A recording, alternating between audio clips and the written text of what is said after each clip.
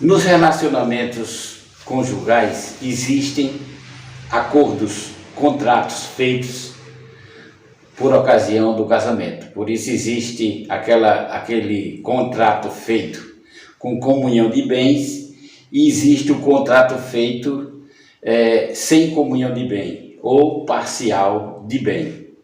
Existem várias cláusulas ali a ser preenchido. Geralmente, quando ninguém pergunta nada, bota comunhão de bem, quando não pergunta nada. Mas se você chegar lá e dizer, olha, eu quero casar, mas sem comunhão de bens, existe essa opção também. Mas geralmente vai com comunhão de bens. Então, a mesma coisa acontece na palavra comunhão.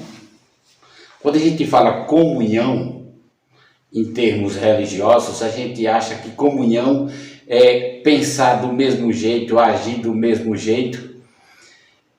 Faz parte também, mas não significa que seja comunhão. A comunhão verdadeira é aquela que é com comunhão de bens. O que se arranjar naquela congregação é dividido entre seus membros. Aí seria comunhão de bens. Mas no caso, o indivíduo que faz parte de uma congregação, ele não vive em comunhão. Ele vive em comunhão, separação de bens. Porque tudo que você doar, tudo que você ofertar, ali não lhe pertence mais, nem lhe pertence caso você saia daquela congregação, você não leva nada.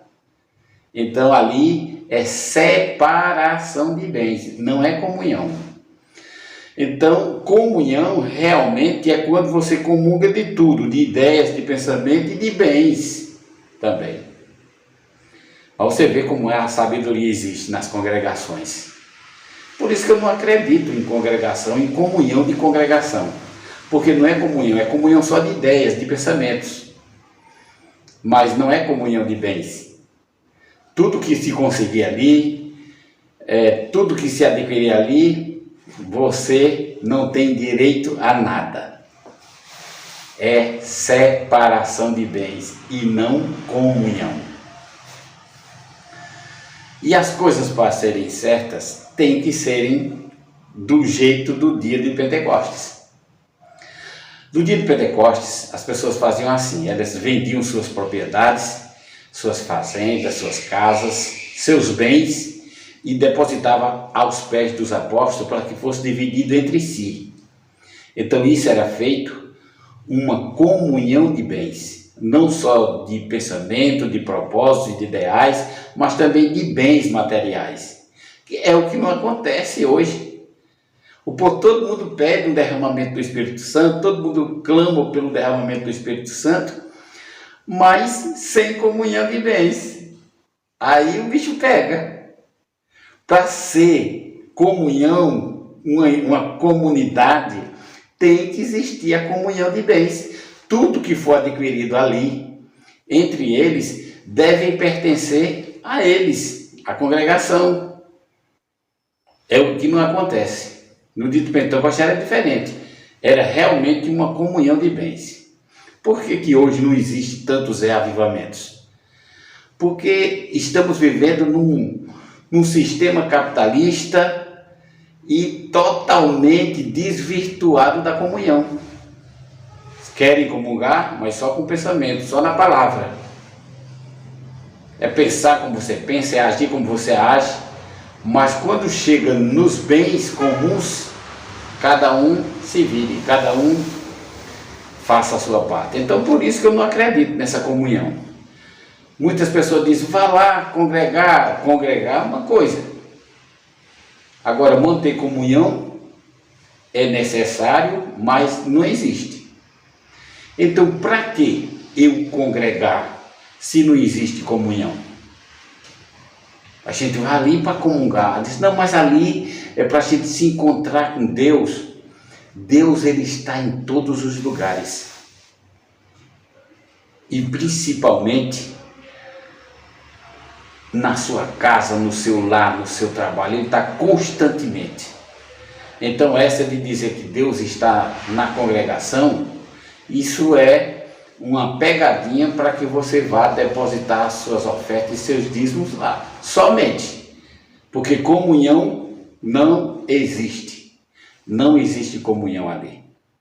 Existe apenas congregação.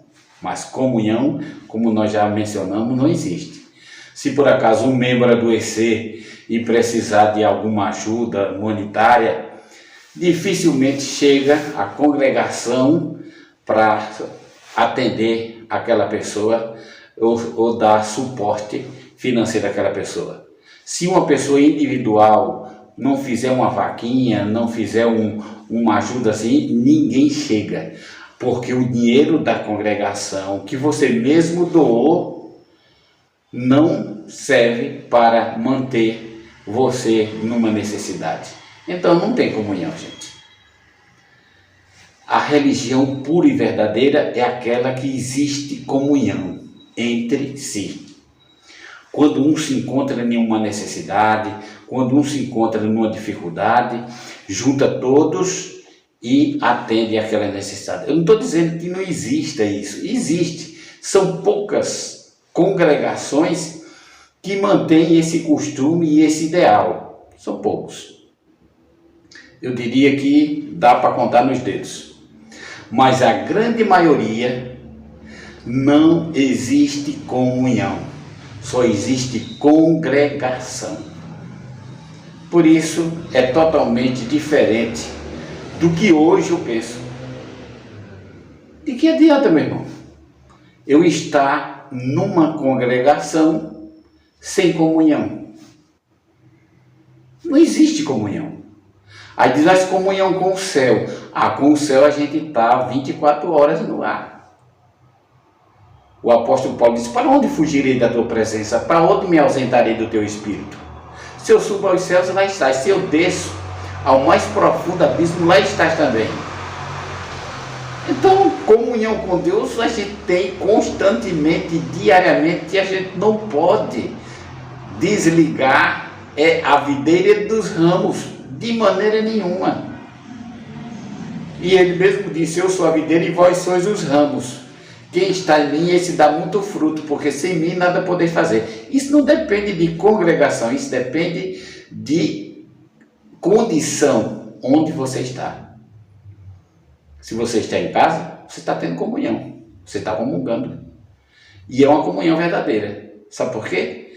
Porque ele te mantém com fôlego de vida, com saúde, ele te mantém com comida, com o ar que respiramos. E existe uma comunhão entre criatura e Criador, porque eles estão tendo comunhão integral de bens. Os bens celestiais estão à disposição do ser humano. Existe essa comunhão, mas na congregação não existe a comunhão de bens. Existe a comunhão de pensamento, de palavra, só de conversa.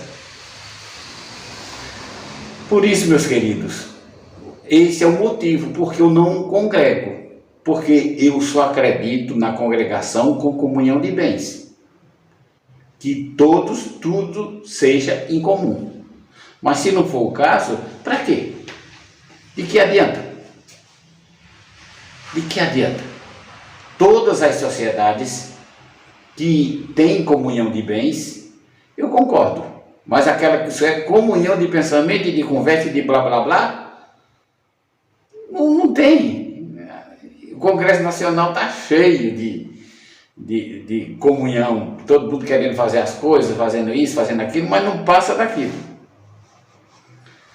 Não passa de conversa, só fica só na pauta. Então não existe comunhão de bens. Eu quero ver a comunhão de bens. No dia que existir, assim como teve no dia de Pentecostes, um sistema que faça como eles, na prática, eu digo, esse aqui eu vou participar. Não é por interesse não, é porque ninguém sabe o dia de amanhã. Eu tenho que fazer parte de uma congregação e que se eu cair na necessidade, se alguém cair na necessidade, aquilo que foi arrecadado naquela congregação tem um caixa para manter, para solidificar, auxiliar aquela pessoa no que necessitar. Não é pedindo a ninguém não, é ter no caixa. Aí eu acredito na comunhão de bem e acredito na congregação. Para vocês terem uma ideia, é por isso que eu não congrego. Mas no dia que eu encontrar uma congregação com essa atitude, claro, eu serei o primeiro a fazer parte. Sabe por quê? Porque ali está existindo uma divisão entre seus membros em caso de necessidade. Isso é o que eu penso. Está esclarecido por que eu não congrego, mas sou religioso. Eu tenho minha fé com Deus, mas só participo de uma congregação se existir comunhão em todos os aspectos. Fica a dica.